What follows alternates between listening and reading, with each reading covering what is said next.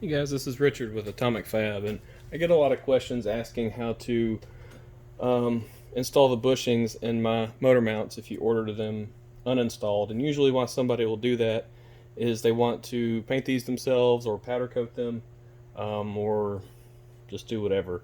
But when you go to install it, this is the way I do it, and it's pretty easy.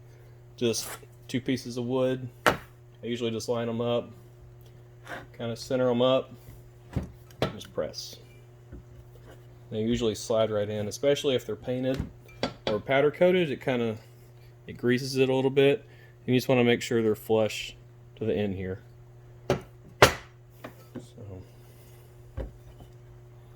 then having it on a 2x4 helps, so this doesn't hit the ground, so you can press it evenly without messing it up. So when you go to put the center bushing in, this piece, usually I just spray a little bit of WD-40 on it, or silicone, or whatever you want to use. Doesn't take a whole lot. Just kind of press it in there. Second piece of 2x4 and 4-pound hammer or whatever.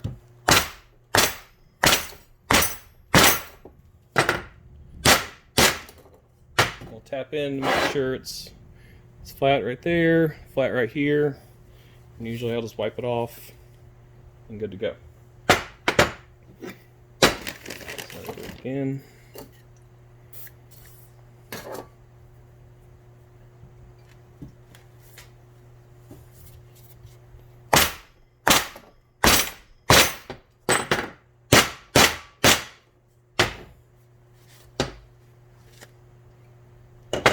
All done.